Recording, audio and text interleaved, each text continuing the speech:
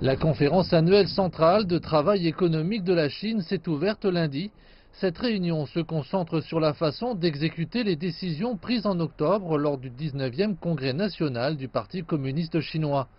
Après des années de restructuration économique, la Chine continue sa recherche de croissance de qualité. La conférence dévoilera les prévisions officielles de croissance économique ainsi que d'autres réformes en cours. Selon les sources citées par l'agence de presse Reuters, les dirigeants chinois devraient annoncer un objectif de croissance d'environ 6,5% en 2018, une cible considérée comme optimiste alors que les décideurs politiques luttent contre la dette croissante. Certains marchés sont également soutenus par les consommateurs. Nous prévoyons que la croissance du PIB au cours de l'année 2017 atteigne 6,8%. Je pense qu'en 2018, cette tendance se poursuivra. Le principal moteur du PIB en Chine provient de la consommation individuelle.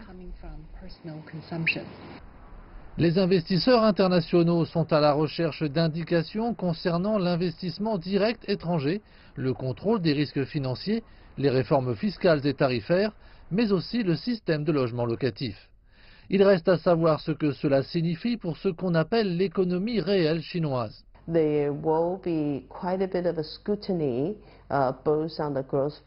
L'attention sera portée sur la croissance, mais j'estime que la qualité devra être l'élément principal. Ces secteurs continueront à être consolidés. C'est très important pour les secteurs en amont et ceux déjà établis. Des domaines dans lesquels la concurrence va s'accentuer et qui pourraient changer de direction. Which I think internet falls in there, and which sectors may be turning around.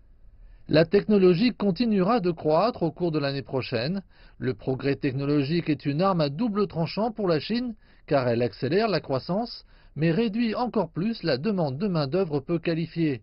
Une situation qui présente de lourds défis pour cette vaste économie contrôlée par l'État, également sous pression à la suite des changements industriels et des réformes structurelles.